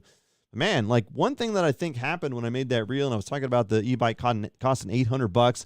One, a lot of people didn't realize I was joking, which is funny because it's just people that don't know who I am, obviously. So that's good that they're coming into the channel, but they're like, wait, that cost $800? Or there's guys that doesn't cost $800. And so you're like, yeah, obviously it's a pretty apparent joke. Wouldn't you agree? There was some people that were holding the bike shop over the coals too. They're like, oh, real nice, dude. You work at a bike shop and you're just trashing on your customers. And I was no, I get it. I would totally be upset about that too. So I oftentimes would be like, just so you know, I don't work at the shop. They're an amazing shop. And it wasn't a lot of people that said this, but I was like, they're an amazing shop. I just showed up and asked them, is it cool if I shoot? And they're like, yep. And I was like, boom. And they're like, oh, okay. It wasn't you know what I mean? But you could see if you don't know who I am and you'd be pissed too. Because I think some bike shops have that reputation. Would you agree of just being not accepting to new riders or helping them understand the sport? And man, once you find a good one, you just grasp on, you just work with them. I mean, it's a no-brainer. And I don't know that every town has those shops. We do here, luckily. Obviously, Arizona does with Spartan and Worldwide Cycleries down in Southern California. We know our good shops. We do, don't we? Would you agree? You guys probably have your shops. Uh-oh, what did Brian say? I'm watching Calirado on a Saturday night. I need a life. Yeah, no kidding, guys. What the hell are you guys doing here? We've been going for an hour and a half already. Can you guys believe this? This is what always happens. I cannot believe it. But I'm stoked. I'm glad you guys are here. I like doing live streams, and eventually... See, the thing with the fireside chat is it kind of gets ruined when the sun stays out because the benefit, the greatest thing about the fireside chat to me is the lighting and the setting with the fire. When it's light outside, it just doesn't look good. So we retire it for the summer because unless you guys want to do 9 o'clock live streams, I find it highly unlikely. Okay, so this is we could do it in the CaliRADIO Shack. and everything's fine. It's under control in here, and the sound's good. And, eventually maybe I'll bring in guests in here, or we'll do the virtual. I just don't, virtual interviews. We could do it. Will we? Who knows? Yeah. There goes my Yeti deal, says Brian. Yes. Okay, what do we got? Stand by. I'm catching up. I'm catching up on chat, everybody. Thanks for being here. Okay. Okay. You don't have to get all that techie. Just talk about how the bike rides. I know, but dude, I don't know. I can't describe how the bike rides. It feels like it feels like a bike. That's the problem. That's the problem I have. Every bike feels like a bike to me. Wait, how's this shot looking outside right now? Oh, look at that. That looks so good. That looks so good, doesn't it? Oh, yeah. Hey, there's Paul. Paul's still here in spirit. Now, I have considered doing a barbecue live stream because I've got the smoker out there, and we could set up all the cameras outside, and I could just broadcast live while I'm smoking meats. But that could take a long time, and it's possible. Here's here's one of the things that I've proposed is the idea that maybe I would just tour more breweries. I do like the idea of that. We've broadcast live from Crooked Lane. I like the idea of getting local riders and local people that want to hang out. Come over to the brewery live. We'll broadcast live. Just cycle people in. Hey, come in, say hi. What's up? Ask some questions. The question is, can I drive the users? What is that? That sounds weird, doesn't it? Can I drive enough people to actually come to the event? And I don't think the influence is there. I don't think if I said, hey, we're all going to go out Wednesday night, go to a brewery, come on over, 2 people would show up. I really don't think it would be enough to justify the event. And especially to sell that to breweries, which if it's a quiet night, it would be cool for them anyways. Crooked Lane's always been rad about it. But the idea of I would want to be able to prove that I could bring people to the venue and have them come out. Because I think that's one of the things that one of the elements to the live stream that really brings it alive is having people jump in. You know what I mean? That's one of the things that's great about Crooked Lane, because all the MTB NorCal crew jumps in, Todd the Saw jumps in, and it's great because everybody can sit down, say a few things, jump out, somebody else could jump in, and it's great because it's that real-time interaction is always funner to me than the virtual interviews, which are also really good because there's nothing wrong with that either. But there's so many people doing it, I don't need to do it. All right, Biker does it better than I do. Mark Hill does it better than I do. I'm not an interviewer. I just like to hang out. So the live stuff is great. We did the live broadcast from Sky Park. That was really fun. So I like the idea of the brewery stuff, but I'd have to be able to drive people over and make it an event. I want it to be fun. So that's something I have considered. I just need more time to line it up, and it could be because you wouldn't do this on a Saturday night, right? Because Saturday nights are busy for breweries. Can you imagine me just sitting in the middle of a brewery, taking up precious floor space? It's got to be a weeknight or something, which would be a slower night for the brewery, and then it would be more doable. And then the question is, would people tune in to watch? Who the hell knows? But it doesn't really matter because the bottom line is we're just here having fun. We're having a blast. We've got all these things set up. And that's what we're doing. Okay, what do we got here? Hey, there's Mark right now. Look at that. Was perfect timing. I didn't even know you're in here, Mark, and I mentioned you. Look at that. So there's people doing the interviews better than I ever will. So Mark's one of them, the segment. He's got it. All right, those guys have it under control. I'm just here for pure hilaritude, and that's what we do. Entertainment, hilaritude, and that's it. That would be awesome to see you do virtual interviews, brother. No. You guys are doing it better than I will. It's fine. Paul says, I have a Steam Deck and pure will to get it set up first time. Dude, wait, a Stream Deck? Oh, man, I have not screwed around with that, Paul. I'm curious to see how you do with it. It's basically programmable buttons, and so it's going to be curious to see how he does it. The A10 Mini has been wonderful for me. We can switch angles on the fly. All that stuff's really good. It's such a great tool, and it has made a lot of this stuff possible. Let's see here. Let's catch up on chat just a little bit more. Come down to ride Flow with us. It says Spokesman. We can hit Hapa's afterwards. Great dirt and great beer. Yeah, Flow is on my list. What I need is a free weekend. I feel guilty about leaving the family for an entire weekend. It's hard. They have, this morning we were at a swim meet and stuff, and I want to be there for that. So I can't just take off every weekend. And to go down to Santa Cruz is a decent enough drive that I don't want to drive 3 hours there and back or whatever it is. So I need to make a weekend out of it. And so it's hard. That may change during the summer as they have plans to do some trips without me. So that might open up some travel time, which could mean riding down in SoCal. And that could mean visiting Worldwide Cyclery and riding with Jeff and Jared and the crew and just getting them absolutely regretting the fact that they agreed to work with me. That's exactly what's going to happen for the first ride. Basically, they're just going to both exit out of the group chat we have going on, and it'll be just done for. So I can't wait to ruin that relationship. That'll be really fun. I'm excited for that. Geoff, I know it's pronounced Jeff, but I'm going to say Geoff because it's with a G. Geoff R says, I had a Yeti SB 5.5 for years and then got an evil following and then learned it was time to part with the Yeti. Maybe the Revel will do that for you. Yeah, that could be true, right? So, I mean, it has to be such a vastly superior experience that it is worth dropping $6,000 on or whatever it is, right? It has to be that much better. It has to be, because otherwise, like, it's a hard ask. And I know that there's trade-in values if I was to sell the Yeti. I still like the idea of having multiple bikes, which I don't have. I've got one bike. I like the idea. Originally, when I got into mountain biking, I got a Santa Cruz Bronson. And the reason why I got a Bronson is because Brian, BKXC, he's all I knew about mountain biking. I watched every video, and that's when I finally got involved with the sport. I got a Bronson because he had a Bronson, right? And that is arguably one of the greatest powers of creators like Paul and Brian and all these guys. When they get a bike, you see that bike and you go, well, I don't know anything about mountain biking. He rides it. It's got to be good, right? So hopefully it is, I mean, Brian's very strict about who he works with. He loves Ibis, and everybody that gets on an Ibis says it's incredible. So there's no way the Ripmo's not great, right? So that's nice when you can rep a product, but that sort of influence where somebody just getting into the sport can say, hey, I don't know anything about this. This guy's rocking it. It's got to be good. I'm going to go buy one. Like, without even saying anything, because I didn't ask him. I was like, maybe I did, like, hey, what do you think? But I ended up going with a Bronson because he had a Bronson. So at the time, I had the Bronson, and then I ended up pulling the trigger on the Yeti, and then I still had the Bronson. So the idea was like, hey, let me keep this second bike around, and just so, like, if I have a friend that wants to come try mountain biking, I have a spare bike. I thought that would be rad. And of course, like, none of the friends that I knew, again, this is very early on, none of the friends that I knew wanted to go with me. And I didn't think it was that hard of a sell. Like, look, I got the bike. I know where the trails are. Just come over to my house and we'll drive together and we'll go ride. Believe it or not, that's a harder sell than you'd expect for somebody that's never mountain biked before. It was like none of my friends that I grew up with in high school wanted to go. And so on a long enough time frame, I was just like, all right, I'm just going to sell this thing. And I sold it for not that much, really. Like, now that if I would have known anything about bikes at the time, I probably could have sold it for a lot more.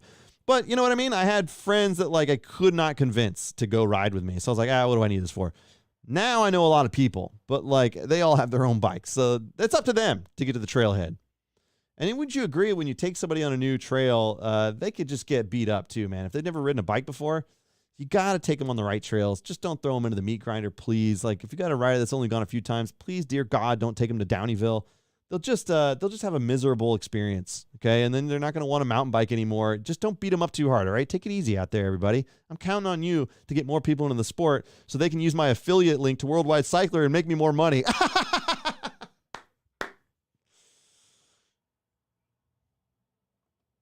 You know what I mean? Yeah. Okay, let's catch up on chat. All right, here we go. Look, stand by. Okay, Brian's planning a SoCal's trip. Okay, we might have to coordinate because I've got one. I'm definitely going to go. I just don't know when. Yep, Segment's a fantastic channel. Yeah, I'm not plugging you anymore, Mark. All right, take it easy. No, it's fine. Everything's fine. Paul the Puncher says, I'm basically done. I know, Paul. Don't worry. Golf is a good sport too, all right? We're all going to watch your golf channel. Don't worry. Justin Drake says, I shared your spot, empty beer at the airport with my sister, and she got it right away. So thanks, man. Yeah, it's like, once you see that stuff, you can create relatable content. I've discovered it's like, it does really well. And that's been really fun, is creating those, like, funny things that maybe you didn't think about, but when you see it, you're like, that is true. Like, an XC racer would do that, or like a downhill, like, so that's been fun. I like those little things. It's great thinking of that stuff and putting it to paper and filming it. And, like, I've been having a lot of fun with the short stuff. Yeah, Brian, we might have to make a SoCal trip happen. I'll let you know. I gotta figure out some dates because there's a lot of stuff going on in life right now. But I would love to get out to Sky Park. I'd love to go ride down with the Worldwide Cycler guys. There's a lot of stuff I want to do. Spokesman says, my Ripmo is fantastic. I got a Santa Cruz Highball. What is that? Hardtail? Oh, okay. I didn't even know that was a bike. And it's the perfect complement to the full squish. Now I feel like I can do and ride anything. I added the do in there, Steve. But yes. Good, man. Good. 2020 Hightower for Justin Drake. Fantastic. Moon Rabbit also likes the segment. Would you guys knock it off, right? You're supposed to be here talking about me, not Mark, all right? Get out of here with that. Take it easy. Yeah, Big Bear's fun. Santa's Village is amazing. Aliso, Laguna. Yeah, there's some good trails in Southern California. God damn it. All right, it's turning into trail talk in here. That's what's happened. Yeah, it's not fun if you're not in shape. Done it. Yep. Yes, very good, very good. What else you guys got on board tonight? We've talked about all the major things that I believe I want to talk about. Now, one thing I meant to do tonight is, oh, yeah. So Jess the Maker and I have been talking about possible collaborative videos. And actually, I'm a dummy because I didn't follow up with Dustin Klein also. If you guys don't know who Dustin Klein is, he makes really cool content. Very unlike anything that anybody else makes. He's got great music, his editing, his cuts, his shots, like everything's so creative. Guy's a genius. And him and I were talking on Instagram also about doing a collaborative reel, and I dropped the ball. I forgot to follow up, so I got to follow up with him because I love the idea of doing collab reels. Jess and I have been talking. That is going to happen too. Oh, man, I like the idea of just start screwing around with people and bouncing ideas off each other and just coming up with silly stuff. That is going to be so fun. And I need you guys to start the campaign for her to start her damn YouTube channel because it's a wasted opportunity to not do this YouTube channel. I told her, look, man, just take your reels and put them on YouTube as a short. And if you start building some subscriber base, that's a start with no extra work. She doesn't want to listen to me, all right? So I need you guys to flood her inbox and say, Calirado says, once again, get the YouTube going, all right? Take it easy. Take it easy. I don't want to argue about nothing. Trail Monster says, hey, does anyone here know anything about lift access bike parks in Colorado? Yes. Why are you asking them in chat, Trail Monster? Why don't you ask me? I'm an expert. The Calirado Kid, okay? Look. Planning a trip with her soon. Purgatory, perhaps, by the way. Video of Arizona. No. All right, so look, if you want to go ride there, I think they did lift access in Crested Butte, but more importantly, Vail. They have one at Keystone. They've got another one at Breckenridge, I think, has riding, but I will say Keystone is rad, and so is Vail. So those are two up there. I'm not sure where Purgatory is. Is that Southern Colorado? Those, I do like it. It's really good. There's some good stuff out there. Yep, Winter Park, Keystone, yep. Okay, so I thought Winter Park had a place too. That's right. Cool.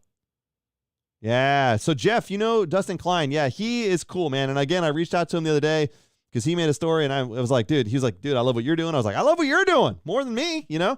So I just got to follow up with him because he's so creative, man, and I love that stuff. I love seeing people push the edge of what we can do with cameras and playing around and just being different. And that's kind of, I feel some of that void. I think I would agree that with myself that I feel some of that void. The question is, would you agree that you get the point? You get what I'm trying to say. All right. Okay, here we go. Yep. Spokesman will point you in the right direction. Look, ladies and gentlemen, yeah, Durango. I got to make it out to Durango. Steve has a place in Durango. There's so many places I got to hit. I just got to get it on the schedule. Right now, I can't travel anywhere for the next couple weeks because both the people that I work with at work are gone. So I've got to stick around. So I've got to stay local. I got to have my phone by me at all times in case something blows up. That's what's happening right now. I'm lucky that nothing blew up while I was here on the live stream with you guys tonight because that could have been catastrophic. You know what I mean? Catastrophic. But what I am saying is if there's anything else you guys want to cover tonight before we close it up, we can do that. So major points of discussion that we've had here tonight, and I appreciate you guys being here, is the Hayes brakes. They're going to go on the bike soon. I got to figure out a time to get them in. I would love to go film it over at Ride BSC. They're up in Fair Oaks. Those guys are awesome. They love giving me a hard time because I don't know what I'm doing. I want to get the brakes on the bike and talk about those. Thanks to Spartan Rides for helping me get those. You know, they made it so much easier for me, and that was huge. And then I got the pack, so I'm going to be filming stuff with that. Yeah, there's a lot of cool stuff going on. And, of course, keep an eye out. I meant to, in the description of this video, go and post some of the links that you guys can click. Keep an eye out for stories and stuff, too. That's something that's going to help me with, like, billable stuff in the future. Like, especially if I can prove to companies, it's like, hey, man, like, I'm getting the views. I'm worth it. You know what I mean? That's going to be an interesting experiment with the Calirado Kid channel, is actually generating some revenue. But if you think of, like, a product that I can film a silly reel with and it works for everybody, dude, that's a win-win across the board. That is awesome. So those things are going to happen very, very soon. Yeti Gathering in Steamboat on July 15th.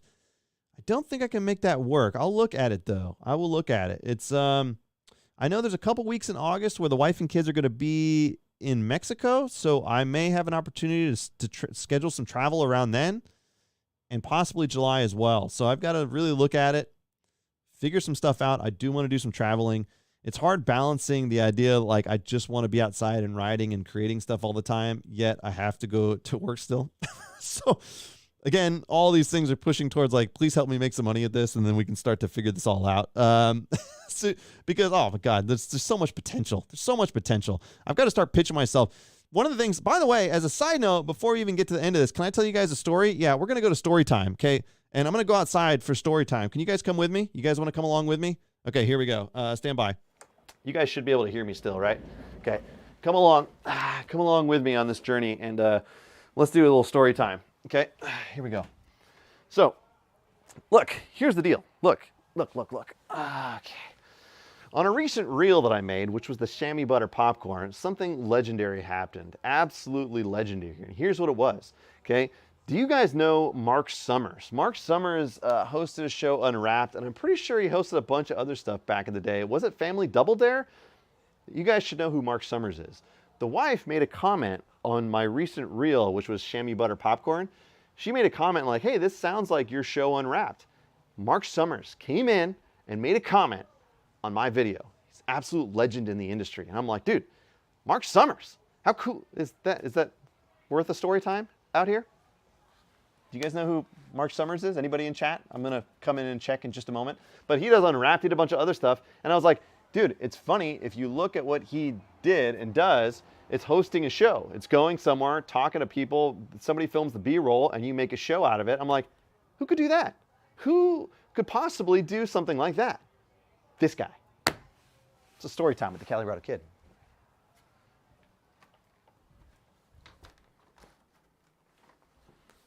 Okay, I don't know how I knocked down the potted plant that was in my office, but that just happened. Yeah, there we go. I just totally knocked down the potted plant somehow in my office. So I've made an absolute mess. I've just made an absolute mess. Yeah, what do you guys think? Could I host something like Unwrapped with mountain biking? There's got to be something like that. And if it's not, I'm gonna make it. Okay, we're gonna figure something out. Do you guys know what I'm talking about? Okay, all right, yeah, exactly. Hopefully you guys were able to hear all that stuff out there. Who knows? That was a blind taste test. I saw audio levels here, so I figured we're good. Anyways, any other questions or any other topics you guys want to cover before we call it a night? Again, keep an eye out soon. I'll be posting affiliate links. I may even do it at the bottom in the description for this video. I meant to do it ahead of time, but I was setting up cameras all over the place. I got this camera going on, which I just figured it was fun to experiment with because you can see what's going on back here. And like so far, the Paul live stream is still going strong. That was over a 3-hour live stream fireside chat that we did. So no wonder why it's still going in the background. I meant to put actual videos, but it defaulted to that. So there you go. Maximum unprepared. What can you say? Singer of Limp Muffins. No. Okay, good. You guys heard it just fine. Okay. Yeah, Troll Monster says, hopefully I can meet up with some of you guys in chat and do a little riding. Yeah, and that's the benefit of like building communities. We all kind of know each other and reach out to each other, and we build this cool riding community where you're like, hey, he's in Arizona, I'm in Washington or whatever. He's in there, I'm in this. Like, and we can all like come together. Hey, I'm coming to Washington. Like, I want to hit up Josh. I'm thinking about going to Washington at some point in the summer. And just like, Josh, Daily MTB, like, take me somewhere. Let's go ride. Not Van Can, by the way, because Van Can's too gnarly for me. He would just destroy me. You know how many bikes that guy's broken? Dear God, no. I'm scared to ride with him. But Josh, he's equally crazy, but it could be still super fun. So I'd love to get up there. And I love that you guys in chat all know each other. It's so funny. It's like we see everybody that's in here, and it's like, you guys all talk to each other and ride together.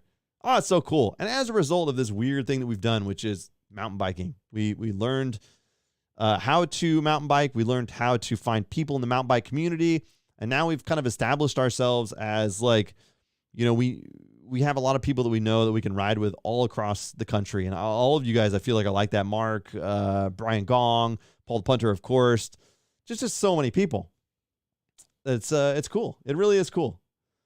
Anyways, I don't want to hold you guys up all night long. We're coming up to the 2-hour mark, which is absolutely bonkers that I can sit here for 2 hours and talk with you guys, but I'm glad you're here. I'm glad you decided to spend some Saturday night with me.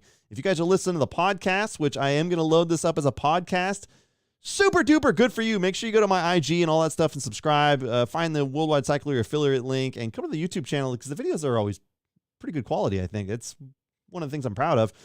And other than that, I think, yeah, Josh will just absolutely destroy me. He'll just destroy me. But anyways, I appreciate you guys being here tonight. We're coming up on the 2-hour mark. I'm going to go pay attention to the family for a little bit before I call it a night. And we might see you guys on the next one. What do you guys think? How soon should I do the next live stream? Sooner rather than later? I think so. I want to try to do them like every 2 weeks or something would be an ideal scenario for me. There's a lot of ground to cover tonight with the XC race and the Whiskey Off-Road and all this other stuff. I feel like we covered most of it, but if we missed anything, great. I could jump right back in. I do want to get the bikes, the brakes on the bikes, all this other stuff, and expect some good reels coming soon. All that stuff's on the board. I appreciate you guys hanging out, and yeah, Yeah, dude, I'm really stoked about Worldwide Cyclery. I can't imagine a better partnership. Those guys are doing well, they're not doing what I'm doing. They're wildly successful at making money at doing what they're doing, and that's not what I'm doing. But like in terms of like creative minds, like we're going to work really well together. So I'm going to bounce some ideas off their heads. They're going to bounce ideas off of mine. And the world's our oyster. I act like I'm a CEO in the company already, but eventually I'll get there. Don't worry. But I'm stoked. I'm glad you guys appreciate that. It's going to be fun and more often. Cool. Yeah, let's do it tomorrow. Okay, cool. Another live stream. We can live stream every day. Let's do it. Wife will punch me right in the head. All right. We'll see you guys. Thank you guys for being here, and we'll do it again next time. Okay, we'll see you later.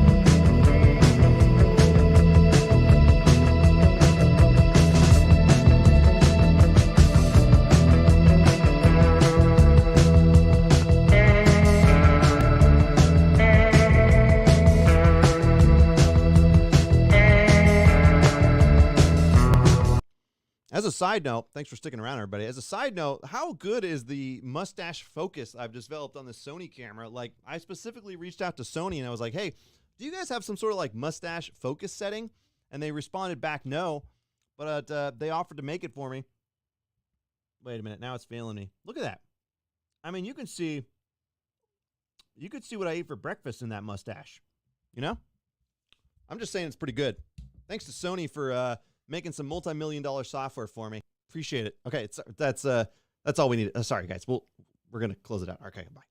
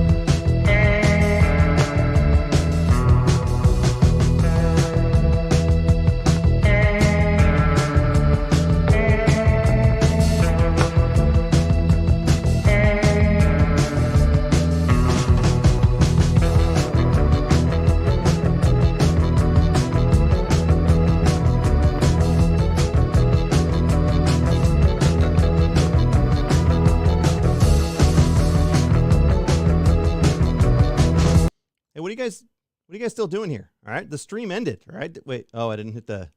It's my fault. I didn't hit the end stream button. It's over there. Okay. Wait, should I hit? Wait a minute. Let me just. Thanks for hanging out, everybody. Don't forget to like and subscribe. Oh wait, you guys are already subscribed because you're here. Okay, I gotta.